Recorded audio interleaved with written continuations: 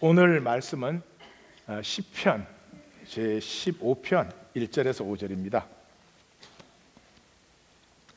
오늘은 15편, 16편을 보는데 10편 시작이 누구입니까? 하나님과 사귀고 하나님과 함께 영원히 거할 자가 누구입니까? 그런 질문이에요. 그러니까 오늘 우리식으로 얘기하면 누가 구원받은 자입니까? 누가 하나님의 백성입니까? 그런 질문이죠. 그러니까 오늘은 우리 자신을 조금 성찰하는 시간이 됐으면 좋겠습니다. 성도님들, 이 몸은 다 보이잖아요. 몸은 다 보이고 과학이 발달돼 가지고 뭐 이거 장기를 뜯었다 붙였다 그래요. 그래도 온몸을 새롭게 하는 것 쉬울까요? 예, 아주 쉽지 않을 거예요. 불가능할 거예요. 그런데 보이지 않는, 다시 말해서 우리가 어떻게 할 수 없는, 보이지 않는 영혼을 완전히 새롭게 한다. 우리의 영혼을 새롭게 한다. 이건 안 되는 일이죠. 예수님이 정확하게 말씀하셨죠. 사람으로는 불가능해요. 하나님으로만 가능한 일이에요. 그게 또 무슨 말이냐? 그럼 나는 그러면 가만히 있으라는 말이냐? 그건 아니죠. 나로서는 내 전체를 다 내어줘도 안 되는 일인데, 그러니까 하나님이 할 수 없이 값없이 주실 수밖에 없죠. 그러니까 값없이 주셨다. 그걸 은혜라고 해요. 은혜. 그러니까 나로서는 내 모든 걸 다 내어줘도 안 되니까 하나님이 주신 것이니까 그것을 은혜라고 하는데, 여기 중요한 건 그거예요. 은혜를 받으면 어떻게 될까? 은혜를 받은 사람은 자기 에고, 자기 자격, 자기 권리 이런 것이 더 이상 중요하지가 않아요. 돌아온 아들이죠. 아들이라 일컬음을 받지 못하겠습니다. 다시 말해서 내 삶에 한 시간 한 시간이 나에게 베풀어 주신 은혜가 되죠. 언제 내 권리 주장하고 나 잘나야 되고 그럴 시간이 없는 거죠. 그 은혜는 공짜다 그런 말이 아니고요. 우리로서는 불가능하기 때문에 하나님이 주신 것이다. 그게 중요한 게 아니고, 그것을 받은 자는 이 세상에 사람들이 존재하는 방식과 전혀 다른 방식으로 존재할 수밖에 없는 것이 은혜다. 두 번째는 그 은혜를 누가 받느냐 하는 거죠. 누가 받는 거냐. 성경 아주 간단하게 얘기합니다. 구하고 찾고 두드리는 자가 받는다. 구하는 자가 받는 것이죠. 네. 오늘 아침에 이제 아침 기도를 하는데, 기도할 때는 이제 어두웠어요. 그러니까 기도를 마치고 눈을 뜨니까 동이 트오기 시작하는데, 올해는 그 나뭇잎 단풍이 이 맑은 색깔이었고 전부 누렇게 그렇게 시들었잖아요, 단풍이. 그래서 단풍이 색깔이 아주 안 좋았습니다. 근데 눈을 딱 떴는데 그 색깔 안 좋은 누런 단풍에 아침 햇빛이 쏟아지는데요, 아름답고 찬란해요. 아름답고 찬란해요. 깜짝 놀랐어요. 빛이 무엇인가? 요한복음은 우리의 생명이 빛이라고 해요. 그 빛이 어두우면 얼마나 그 어두움이 더하리요. 예수님 그렇게 말씀하셨어요. 생명의 가치는 이 빛이 아름답고 환하게 빛나야 되는 것이죠.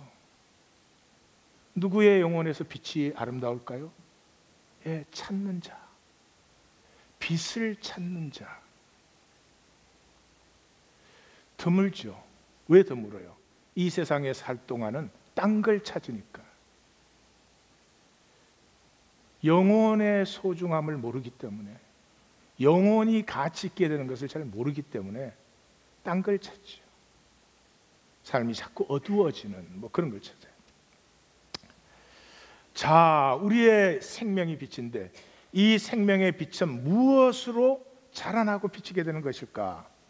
성경은 식탁의 코이노니아라고 말합니다. 성경적인 신앙은 유월절 식탁에서 출발했죠. 이런 종교의식이 아닙니다.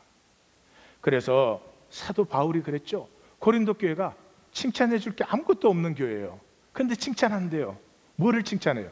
내가 너희에게 전하여 준 그 전통, 회당의 종교식이 아닌 주께서 명하신 그 전통을 지킴으로 내가 너희를 칭찬한다. 그러면서 그 전통을 설명하죠. 내가 너희에게 전한 것은 주님께 받은 것인데, 주님께서 죽으시던 날 밤에 떡과 잔에, 죽음 앞에 떡과 잔을 함께 나누는 그 식탁의 교제를 너희에게 명하지 않았느냐. 죽음 앞에 식탁의 교제, 그건 좀 이따 볼 거예요. 그런데 이스라엘이 그 말 참 안 들어요. 종교를 만들어야 돼. 종교 우리에게 편하니까 그러겠죠. 그래서 솔로몬이 성전을 세웠어요. 다윗에게는 성전 세우지 말아라 그랬지. 아시죠? 하늘이 하나님의 보좌고 땅이 하나님의 발등상인데 어디에 뭐를 세워서 하나님을 거기 계세요? 이 말이 안 되는 거죠. 솔로몬은 자기 욕심이 있으니까 성전을 세웠어요. 성경은 참 재밌지 않아요? 솔로몬이 자기가 이루기를 원하던 모든 것을 마친 때, 그래서 하나님이 오케이 그래, 그럼 그걸 내가 받지. 내 길을 포기하고 너의 길로 갈게. 그러나 분명히 할 건 있다. 내가 만일 다윗의 마음, 다윗의 길로 행하면 내가 다윗에게 한 모든 약속을 다 지킬 것이요, 내가 만일 다윗의 길을 떠나버리면, 그러면 내가 너희를 이 약속의 땅에서 끊어질 것이요, 너와 내 사이의 약속은 끊어질 것이고 이 성전이라도 내가 던져버린다. 이렇게 말씀했죠. 하나님이 그 성전을, 그래 그렇게 너희들이 나하고 그렇게 만나자면 그렇게 만나지. 그래서 원한 건 뭐예요? 레위기를 읽어보세요. 제사가 뭐예요? 하나님 앞에 나와서 함께 잔치하는 거죠. 그 잔치 때는 누구를 제일 먼저 돌봐요? 과부, 고아, 나그네, 이방객, 이런 사람들을 구별 없이 차별 없이 함께 모아서, 그 당연한 거 아니겠습니까? 아버지가 자식들이 명절이라고 오면 형제들 간에 우애 있는 거 원하지. 형제 간에 니 잘났나 내 잘났냐 뭐 그거 원하시겠어요? 당연한 얘기죠.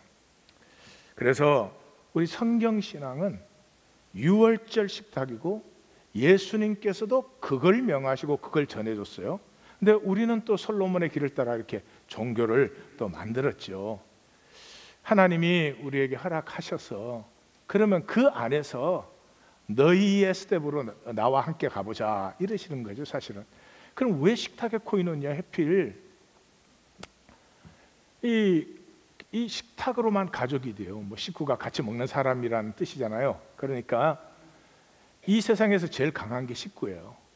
제국은 무너져도 가족은 무너지지 않아요. 예, 그 가족이 제일 튼튼한 거죠. 그 왜 그럴까? 우리가 함께 음식을 먹을 때 에고가 가장 저하될 때예요. 먹음 앞에서는 뭐 에고를 쓸 게 별로 없잖아요. 식구들이 같이 먹는데 그냥 순전한 동참, 순전한 통함. 그래서 저는 에고가 잠드는 시간, 우리 에고가 실세 없어요. 끝없이 잘나야 되고 말 한마디 해도 뭐 양보를 못 하는데, 그 에고가 그래도 잠시 좋을 때는 설교 들을 때가 아니고 밥 먹을 때예요. 그리고 이 식구가 같이 밥을 먹을 때는 그냥 나됨으로 편안하잖아요. 거기서 뭐 잘나려고 하는 사람이 있겠어요? 그래서 우리 오로파일렛이 힘을 잃어요. 이런 것도 있지만 핵심적인 이유는 이게 뭐냐 그러면, 식사 시간이 죽음으로만 생성되는 생명을 알든 모르든 누리는 때예요. 이게 무슨 말이냐 그러면, 하여튼 우리 자신에도 그게 뭐 사실이에요. 뭐냐 그러면 우리가 밥 먹을 때 채소든 고기든 죽은 걸 먹죠. 죽음이 있어서 생명이 새로워지는 거예요. 우리 몸도 그래요. 우리 몸의 세포 중에서 수명이 제일 짧은 게 위장세포예요. 위장세포의 수명이 얼마 되는지 아세요? 네, 2시간 30분이요. 위장세포는 2시간 30분마다 새로워져요. 그러니까 우리가 얼마나 먹어대면, 네, 우리 위장 생각 좀 합시다. 나도 그 말할 처지는 아니요. 그 다음에 백혈구는 이 사방에서 이게 균들이 공격이 많이 들어오니까 백혈구는 48시간이에요. 적혈구는 넉 달이에요. 그러니까 넉 달이면 우리 몸의 피는 완전히 새로워져 있는 거죠. 그게 죽음으로 생명이 생성되는 거죠. 제가 10편, 15편, 16편을 느끼기 위해서 이 함께 먹음이 뭔지를 느끼기 위해서 이 얘기를 하나 나누겠습니다. 제 얘기는 아니고 위화라고 하는 중국 작가입니다. 중국 작가인데 허삼관 매열기라는 작품이에요. 꽤 유명합니다.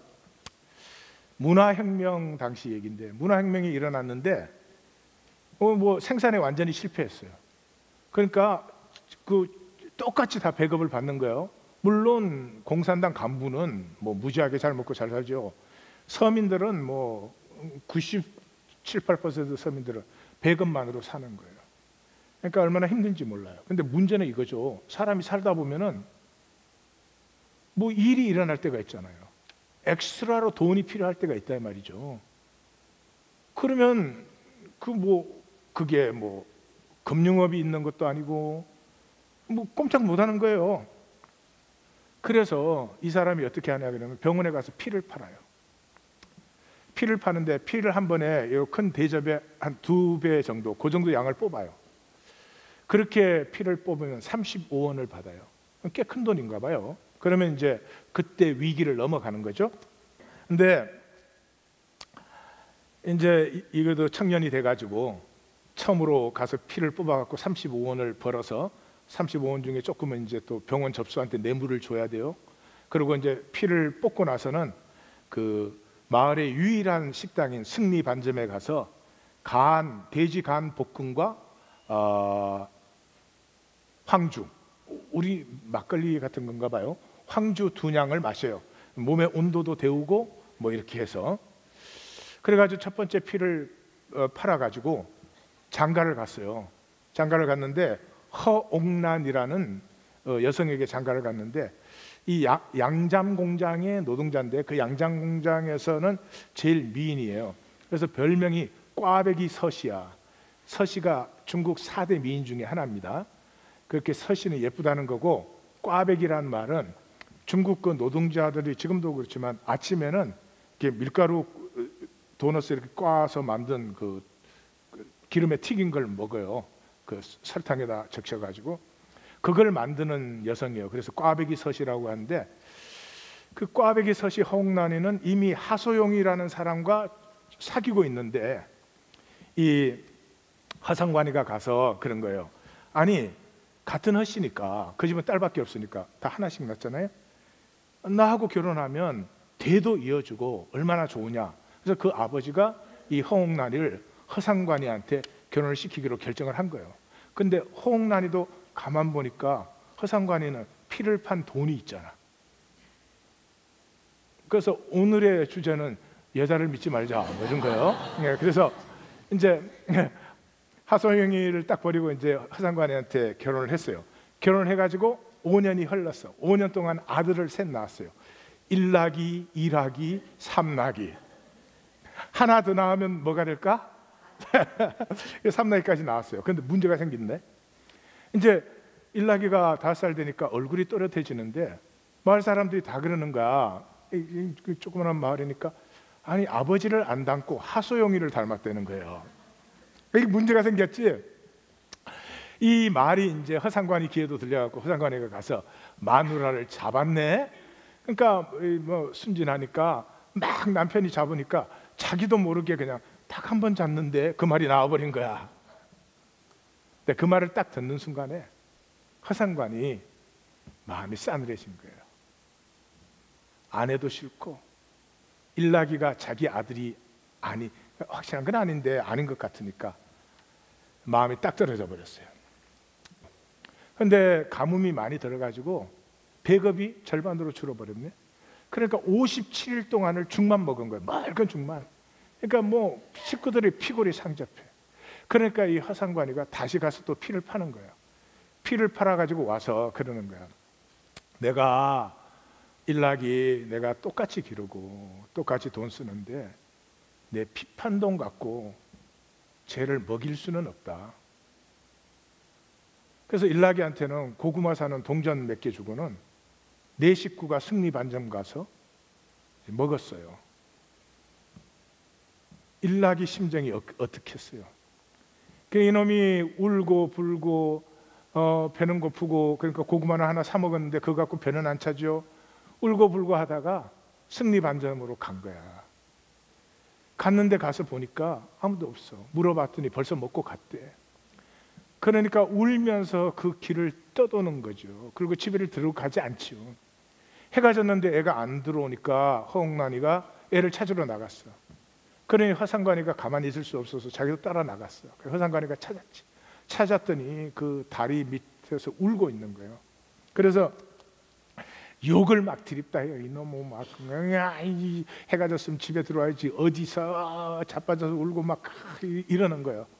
근데 이 일락이가 아빠 배가 너무 고파요. 아버지 배가 너무 고파요. 그러면서 우는 거예요. 그러니까 허상관이가 그 일락이를 업어요. 업고 가. 그 아버지 등에 업힌 일락이는 가만 가다 보니까 승리 반점 쪽으로 가는 거예요. 그래서 조심스럽게 물어요. 아빠 국수 먹으러 가? 그랬더니 허상관이가 이 세상에서 가장 힘 빠진 소리로 그래 국수 먹자. 가서 애를 이제 그 음식을 먹여요. 그리고 다시 업고 나오면서 그렇게 얘기를 해요. 내가 어릴 때 엄마 아빠가 다 돌아가셨어. 그래서 할아버지를 찾으러 할아버지 동네를 갔는데 할아버지 얼굴을 알아. 할아버지가 내 얼굴을 알아. 그 혁명 때는 뭐 다닐 수가 없었으니까. 그래서 정말 암담함으로 가는데 넷째 삼촌이 이 허상관이를 딱 보는 순간에 조카라는 걸 알아본 거예요. 그래서 와서 이렇게 안아주는데 그때 이제 이 어린 고아가 그냥 살았다 그런 기분이겠죠. 그렇게 해서 이제 할아버지가 길러준 거예요. 그래서 넷째 삼촌한테는 자기가 특별한 그 느낌을 갖고 있죠. 그 넷째 삼촌이 죽었을 때 너무너무 슬프고 울고 그랬어요. 그래서 일락아, 내 너한테 아무것도 바라지 않아. 나중에 나 죽었을 때 너 가슴 아파서 내가 넷째 삼촌 때문에 울었던 것처럼 한번 울어주면 돼. 그리고 이제 집에 돌아갔어. 근데 그 사이에 어떤 일이 일어났냐 그러면 하소용 씨가 추럭에 치였어. 그래서 이제 죽게 됐네. 근데 그 마을에 의원 겸 점쟁이 겸 그 진 선생이라고 있는데, 여러분 진 선생에게 가지 마시고 저한테 오십시오. 진 선생이 그러는 거야. 아들이 지붕에 올라가서 곡을 하면 살아난다는 거야. 그러니까 하소영이 부인이 일락이를 데리러 왔어. 일락아, 네가 올라가서 곡을 좀 해주라. 일락이 죽어도 안 간다 그러죠. 그러니까 그 하소영 부인이 해도 안 돼. 호응난 자기 엄마잖아. 자기 엄마가 해도 안 돼. 결국은 허상관이가 일락아 가서 곡 한번 해. 그러니까 이제 그 하소영이 집에 왔어요. 집에 와서도 지붕에는 안 올라가려 그래. 그래서 결국은 이제 허상관이를 또 데리고 와서 허상관이가 올라가라 그래서 이제 올라갔어요. 그 다음에는 오디오로 직접 듣겠습니다. 일락이가 울면서 말했다. 아버지, 빨리 좀 내려줘요. 일나가, 그냥 소리 몇 번 질러. 그럼 오늘부터는 내가 바로 네 친아버지가 되는 거다. 내가 바로 네 친아버지가 되는 거라니까. 아버지, 가지 마세요.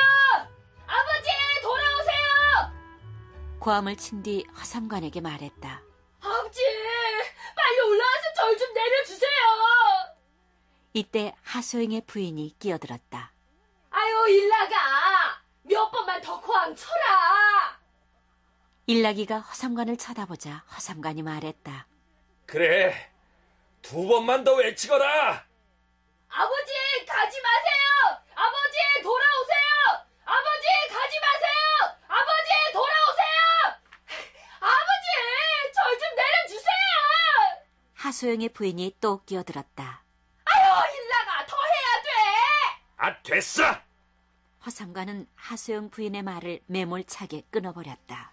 일나기가 소리를 쳤으니 하소영이 죽을 거면 죽는 것이고 살 거면 살겠지. 일나가, 기다리거라.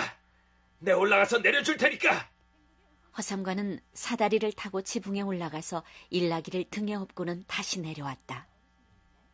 지붕에서 내려온 뒤 허삼관은 하소영의 집으로 들어가 식칼을 들고 나왔고, 그리고는 하소영의 집 대문 앞에 서서 식칼로 자기 얼굴과 팔을 그어 상처를 낸 후 서늘히 낭자한 모습으로 사람들에게 소리쳤다. 똑바로들 보시오. 이 피는 내가 칼로 그어서 나온 것이오. 그리고 하소영의 부인을 쏘아보며 말을 이었다. 그리고 당신도 만약에 당신들 중에 다시 한 번만 일나기가 내 친아들이 아니라고 말하는 자가 있으면 칼로 베어버릴 테요. 허삼관은 칼을 내던지고 일나기의 손을 잡으며 말했다. 일나가, 우리 집에 가자. 문화혁명 때는 이제 이웃들이 서로를 고발해요. 이게 사이가 안 좋으면 막 이상한 걸로 고발을 해. 조심들 하시라고. 근데 하고 보니까 내가 조심해야 될 판이구만. 그래가지고는 이 이웃들이 이 허옥난이가 혼전 불륜을 저지른 창기다 이렇게 고발을 해가지고 잡혀가갖고 왼쪽 머리는 다 깎이고 오른쪽 머리는 쥐뜯기고 가슴에는 창기 허옥난 써가지고 내거리에 이제 서 있게 만든 거예요. 인간이 하는 짓들이라고는. 그렇게 이제 하고 있는 오디오를 또 듣겠습니다. 허옥난이 컬상에 앉아서 가슴에 목판을 벗어놓고 허삼관의 손에 있던 냄비를 받아 뚜껑을 열어보았다. 반찬은 하나도 없고 온통 밥뿐이었다. 그녀는 아무 말 없이 한 숟가락을 떠서 입에 넣고는 고개를 숙인 채 발등을 바라보며 밥을 씹었다. 몇몇은 허옥난이 걸상에 앉아 밥을 먹고 있는 모습을 보고 다가와 손에 받쳐든 냄비를 기웃거리며 허삼관에게 물었다. 저 여자에게 뭘 가져다 준 거요? 허삼관은 잽싸게 허옥난이 들고 있던 냄비를 낚아채 그들에게 보여주면서 설명을 늘어놓았다. 보시라고요. 냄비 안에는 밥밖에 없다고요. 반찬은 하나도 없다고요. 똑똑히 보셨죠? 그렇군. 반찬은 하나도 없군. 당신 왜 반찬을 안 가져다 준 거요? 밥만 먹으려면 맛도 없을 텐데. 단, 저 여자에게 만난 것을 줄 수가 없어요. 내가 만일 만난 음식을 준다면 그건 내가 그녀를 옹호한다는 뜻이 된단 말입니다.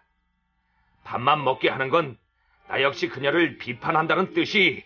허삼관이 그들과 이야기를 나누는 동안 허옥난은 줄곧 고개를 숙이고 있었다. 입안의 밥조차 감히 씹을 수 없었다. 그녀는 그들이 가길 기다렸다가 아주 멀리 사라지고 나서야 다시 밥을 씹기 시작했다.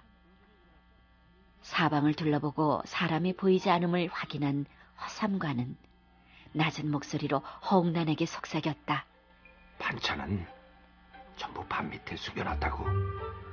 지금 아무도 없으니 어서 한 입 먹으라고. 허옥난이 숟가락으로 밥을 뒤집어 보니 과연 아래쪽에 고기가 아주 많이 들어있었다. 허삼관이 그녀를 위해 홍소육을 만들었던 것이다. 그녀는 고기 한 점을 들어 입에 넣고는 고개를 숙인 채 열심히 씹었다. 일락이하고 아들 관계도 밥으로 회복됐죠. 그 아내도 소원해졌다가 이 밥 먹음을 통해서 부부가 회복이 됐습니다. 밥이 우리를 하나로 묶는 것은 지극히 당연한 것입니다. 우리 역사 내내 그래 왔습니다. 그러나 이 자본주의가 광란하면서 우리는 그것을 잃어버렸죠. 다시 말해서 생명의 하나됨을 우리는 잃어버렸습니다.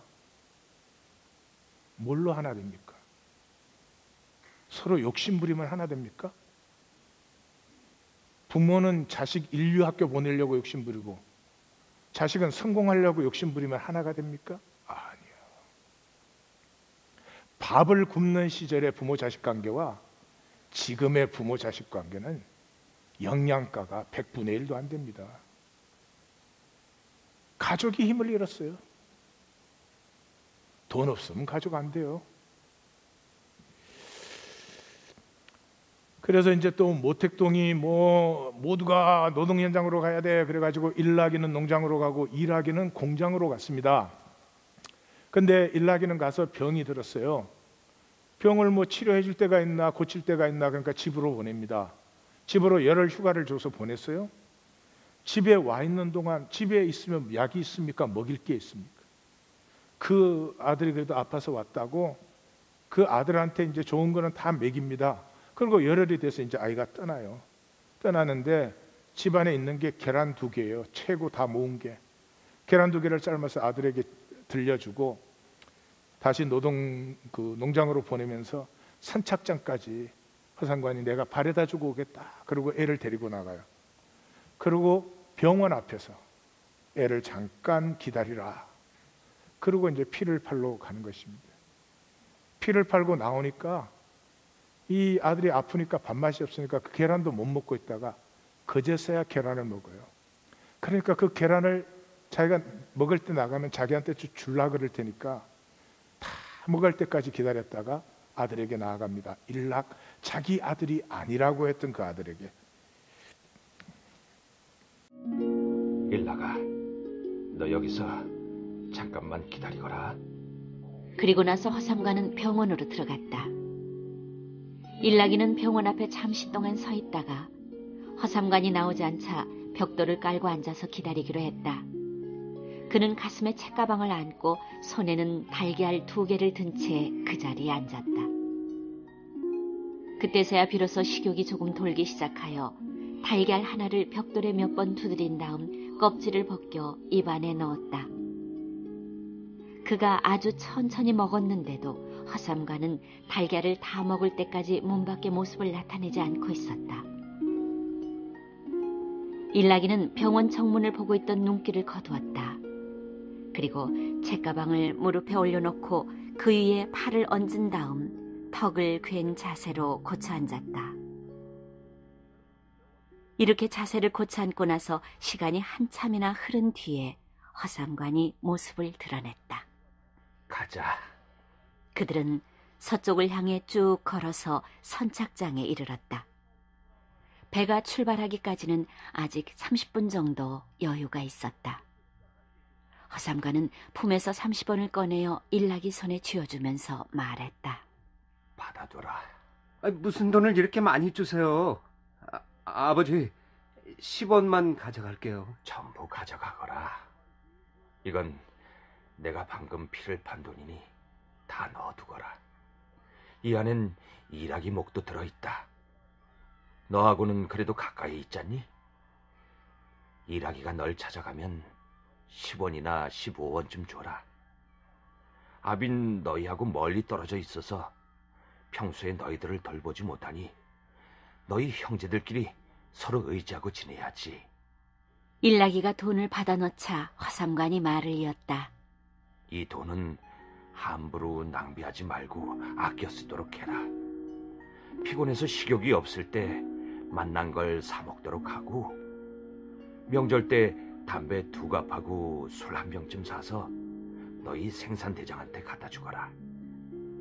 적당한 때에 널 재배치해 주도록 말이야. 알겠니? 이 돈은 절대로 낭비해서는 안 된다.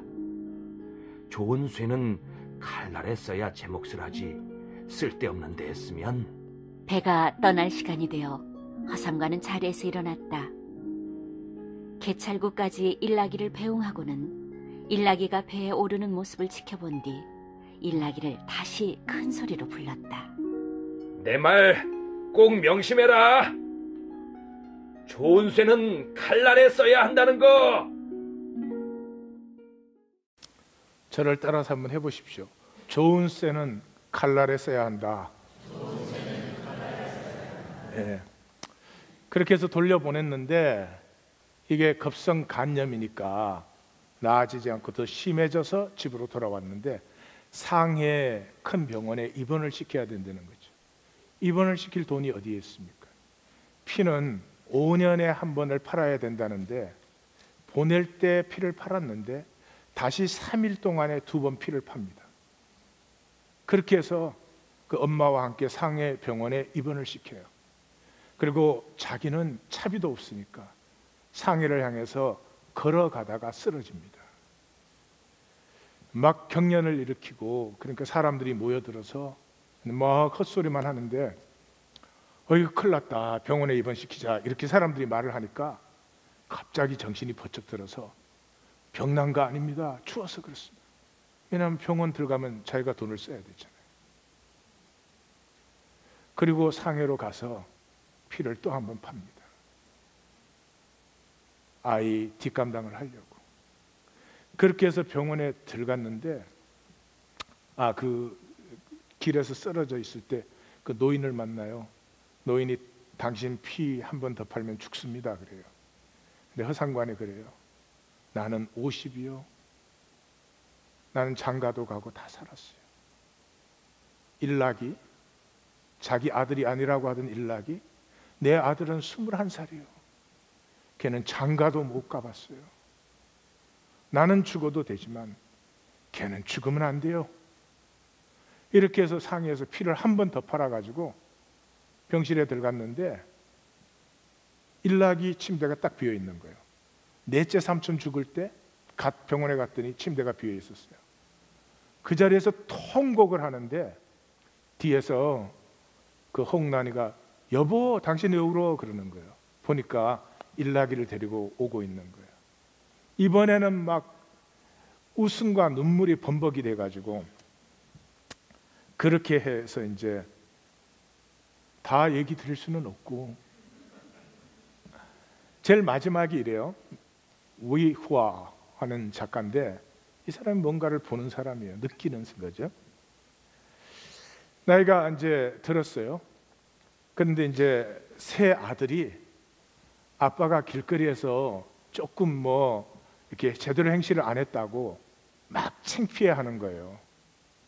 그러니까 그 홍난이가 달려와서 세 아들을 나무라면서 너희를 아빠가 어떻게 길렀는데 너희가 아빠를 멸시해. 그리고 남편을 데리고 갑니다. 그 작가의 얘기는 뭐예요? 밥으로 맺어진 식구의 한계. 예, 가족처럼 끈끈한 게 어디 있겠어요. 그 밥으로 맺어진 가족의 한계는 결국 그래요. 아버지가 조금 뭐 체면, 집안 체면 좀 깎이겠다고 멸시하는 거죠. 이 위화라고 하는 이 작가는 아마 모를 것 같아요. 근데 우리는 알고 있죠. 이 땅의 가족이 끝이 아닙니다. 이게 진정한 생명이 통하는 가족으로 초월돼야 됩니다. 육신으로 끝나는 게 아니라 진정으로 영혼으로 통하고 하나 되는 그런 가족이 돼야 된다. 저는 이 작품에서 그걸 읽는 것이죠. 그러면 10편, 15편, 16편으로 들어가도록 하겠습니다. 10편, 15편은 아까 우리가 읽었죠? 시작이 하나님과 함께하는 자, 하나님과 영원히 함께 거할 자가 누구입니까? 하는 질문이죠. 다시 말해서 누가 하나님의 백성, 하나님의 가족입니까? 상식적이죠. 이웃 흉보지 않아요. 이웃에게 악행을 행하지 않아요. 이웃을 해방하지 않아요. 고리대검업하지 않아요. 거짓 정언, 이웃을 거짓 정언해서 이익 챙기지 않아요. 그렇습니다, 여러분. 여러분, 우리 기독교는요, 저런 거 다 해도 내가 기독교에 소속됐으면 구원받았다. 성경은 소속을 구원으로 얘기한 데가 한 군데도 없습니다. 중심의 진실이에요. 하나님의 가족 되면 저렇게 안 해요. 이웃에게 죽을 내가 살아났는데 힘을 잃어버려요. 저런 것은. 그 사람은 의를 살아요. 한쪽은 정직하고 한쪽은 진실을 말해요. 이 사람은 영영이 서는 거죠. 그게 이 사람의 무슨 자질이다 그런 게 아니에요. 어디서 그게 나오느냐? 하나님과의 언약. 하나님과의 언약. 언약을 무시하는 자를 보면 안타까워. 손해를 봐도 언약을 지키는 자를 보면 존대해, 존경이 가. 인간 생명은 하나님과의 약속에서, 약속은 인격 사이에 하는 거잖아요.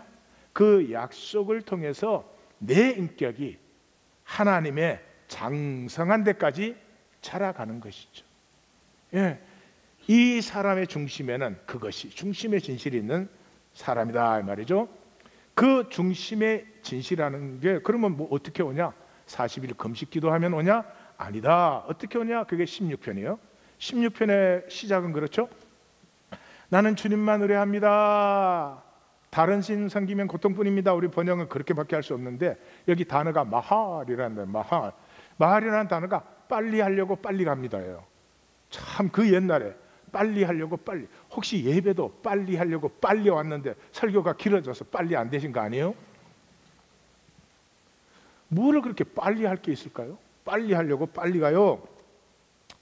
그래서 이 사람은 기쁨이 뭐예요? 주님과 주의 성도, 주님과 가족, 그게 내 기쁨입니다. 이래요. 그러면 그 대칭되는 구절에는 뭐가 나와요? 주께서 몸소 나를 생명의 길로 인도하시고 이 지옥과 썩음에서 건져주십니다. 버려두지 않습니다. 그래요. 썩음이라는 말을 기억하시죠? 사도행전에서 사도 베드로가 복음을 선포할 때 핵심이 뭐였습니까? 썩음을 당치 않게 하셨다, 썩음을 당치 않게 하셨다, 썩음을 당치 않게 하셨다. 가운데는 생명길로 그렇게 되어 있죠. 3번이죠. 사도 바울이 복음을 선포할 때 비시디아 안디옥에서 사도행전 13장에서 뭐 했어요? 한복판에 썩음을 당치 않게 하셨다, 썩음을 당치 않게 하셨다, 썩음을 당치 않게 하셨다. 무슨 말이죠? 생명은 영광스럽게 성육이 되든지 썩든지 둘 중에 하나입니다. 하나님과의 언약 속에, 인격적 관계 속에 있을 때 우리의 생명은 썩어가는 것이 아니라 영광스럽게 성육되는 생명이 된다는 거죠. 그 안쪽에는 여호와가 나의 유업이고 그 풍요하고 복된 유업입니다. 그 대칭되는 8절 9절에서는 여호와는 나의 힘이시니 내가 영영이 섭니다. 영원히. 그리고 내 영육은 평강합니다. 보시면 알겠지만 전반부는 현상적 세계의 복과 힘과 능력을 얘기했습니다. 8절부터 후반부에는 영원한 세계가 나옵니다. 다시 말해서 퀀텀 리프가 일어났어요. 우리가 할 수 있는 것은 이 현상 세계에서 하나님과 함께하고 하나님과 교제하고 하는 것인데, 그 교제가 있는 사람이 영원한 언약을 고백할 수 있는 퀀텀 리프가 일어났어요. 그 퀀텀 리프가 어디에서 일어났어요? 7절에서 일어났어요. 7절이 뭡니까? 나를 인도하시는 여호와. 인도하시는 여호와인데, 인도한다, 훈계하다, 뭐 지도하시다 그런 뜻인데, 그 인도를 어떻게 하느냐 그러면 밤마다 내 영혼에, 내 양심에, 키드니라는, 신장이라는 단어가 써졌는데 유대인들은 키드니를 주로 양심이라고 번역을 합니다. 밤마다 내 양심에 감동하시오. 이게 무슨 말이죠? 밤은 현상이 쓰러진 시간이죠. 낮에 분주하던 우리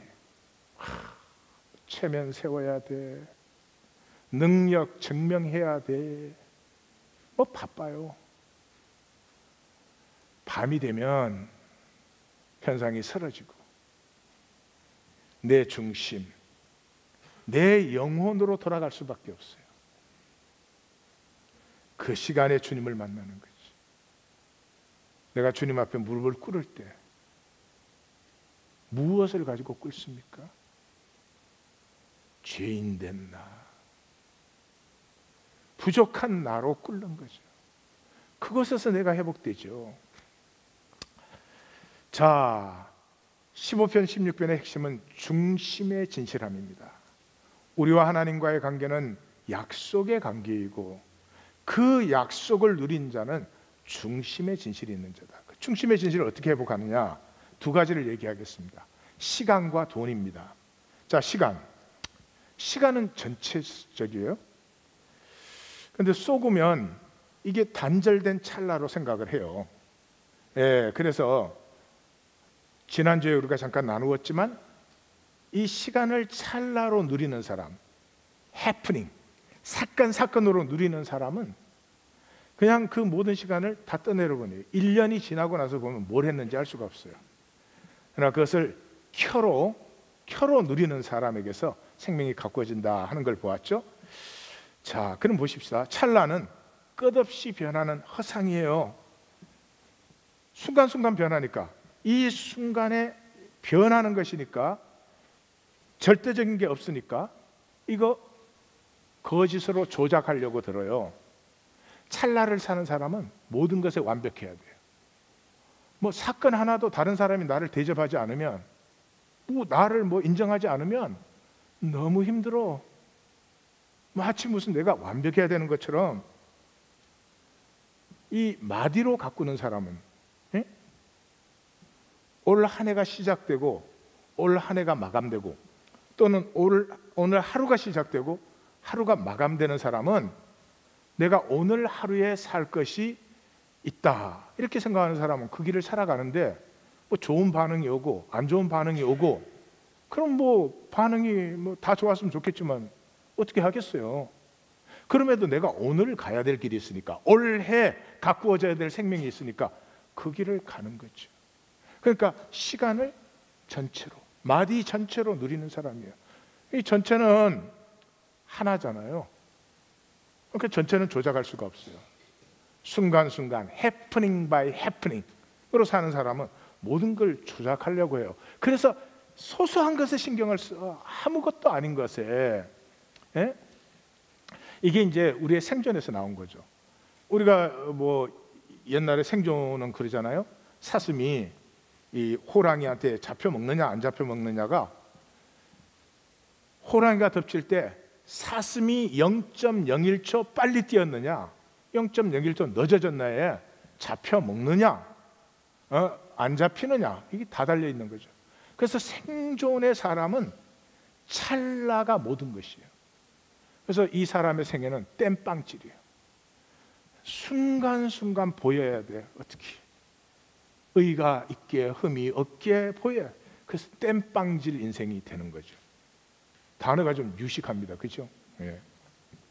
근데 켜를 사는 사람은 아니죠. 농사가 제일 좋은 예예요. 한 마디를 사니까 곡식을 심을 때가 있으면 기다려서 거둘 때가 있잖아요. 그 거둘 때까지는 비도 오고 가뭄도 오고 잡초도 나고 여러 가지 일이 있지만은 심는 것이 있고 거둘 때가 있기 때문에 그걸 가꾸어 나가는 거죠. 이 세상, 생존으로 만든 이 세상 속에서 사람들은 생명 가꿀 줄을 몰라요. 그냥 모든 일에 사람들에게 그럴듯하게 보여야 돼. 내 자존심은 조금도 깎여서는 안 돼. 언제나 완벽하게 보여야 돼. 이래가지고 가꿈이 없지요. 이 가꾸는 뜻을 세울 때만 상황이 상대화가 돼요. 이런 상황이 들어오든 저런 상황이 들어오든 이렇게 갈 수가 있어요. 근데 오늘 우리의 삶은 상황이 절대화되어 있잖아요. 먹는 게 보장되어 있으니까 내가 이제 얼마나 잘난 사람으로 보이느냐, 그거밖에 없죠. 그러니까 상황이 절대화가 됐어요. 그래서 주일이 요동을 쳐요. 주일이 상황이 생기면 주일 예배가 하나님의 약속의 기본의 기본 아니겠습니까? 아니 뭐 중요한 일이 있으면 그거는 어쩔 수 없죠. 중요하다는 건 각자의 수준이겠지만 그것도 아니에요. 상황이 들어오면 주일 예배는 아무것도 아니야. 그게 무슨 하나님과의 언약의 관계가 그게 자라날 수가 있겠습니까? 이 켜를 사는 사람은 합력하여 선을 이루죠. 켜를 사는 사람은 그 탕자가 이게 돌아올 때 그 아버지를 떠난 것까지도 더 유익한 열매가 되는 거죠. 그래서 켜를 사는 사람, 켜를 사는 것을 믿음이라고 하는 것입니다. 그래서 뭐라고 해요? 믿음은 바라는 것의 실상이요 보이지 않는 것들. 내 생애 전체 꿈이 있어요. 그걸 가꾸어 가는 것, 그게 믿음이죠. 그 전체를 보는 것. 그래서 너희 조상 아브라함은 나의 때에 볼 것을 보았다, 뭐 이런 얘기를. 믿음의 사람은 자기가 존재하는 찰나뿐만이 아니라 하나님의 섭리 안에서 전체를 보는 것이죠. 이 대표적인 사람이 요셉이죠. 요셉이 만약에 사건에 반응했다면 그 사람 뭐 정신병자가 됐을 거예요. 팔려가 구덩이에 던져 뭐 무고하게 당해 정신이 있겠어요? 그렇지만 요셉이 뭐예요? 꿈을 하나님이 주셨잖아요. 그 꿈을, 자기 생애를 꿈이 가꾸어지는 전체로 봤기 때문에, 그래서 마지막에 고백하는 거 아니에요. 하나님이 당신들이 납한 거 아니에요. 하나님의 섭리입니다. 내가 여기 바로의 집에 통치자로 세움받았습니다. 하나님의 섭리입니다. 이제 당신들 가족을 내가 다 이리로 데려와서 정착시킬 텐데 이건 역시 하나님의 섭리입니다. 이렇게 고백을 하죠.